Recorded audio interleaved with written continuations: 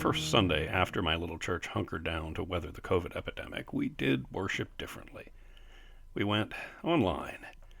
We'd not scaled up for professional level live streaming, so what this frazzled and slightly overmatched pastor managed to pull off was the best I could do at the time.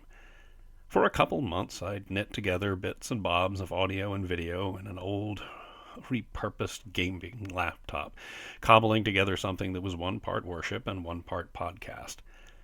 That effort needed a name, and so, as it was intended to serve my small congregation, I decided to call it the Tiny Gospel Radio Hour.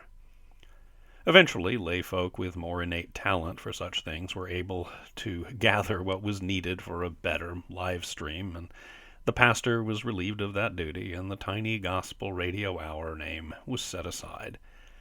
Still, it seemed like that name could serve another purpose, like there was more for it to do. As I've gotten close to wrapping up work on a book about the blessings of life in little churches, the idea kept coming back to me.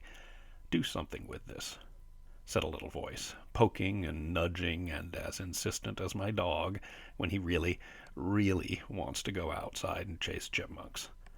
What I don't want to do is just have me blabbering about all my bright small church ideas. Not that my little church isn't a life-changing blessing, but ours is only one little light. Out there in America, there are thousands upon thousands of small congregations. They ain't fancy.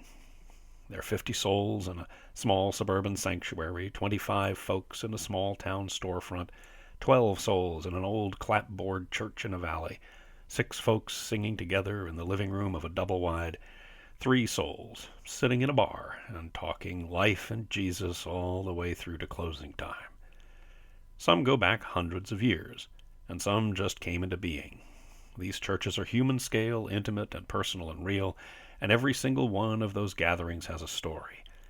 So I figured, why not go looking for those stories? Find the places where church folk are living on a human scale, where they love what they're doing and have found beloved community together, and let them tell the good news of what that looks like. I'd also like to share the wisdom of the human beings who've come to love the unique blessings of intimate communities and who've chosen to spend their lives caring for and supporting them.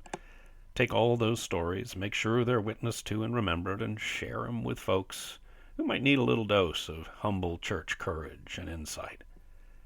So that's what this podcast is. Give a listen if you'd like. Subscribe, and it'll come your way for free whenever I encounter something new to offer you.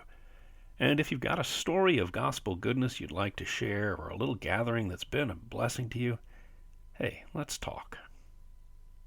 Peace and blessings. David.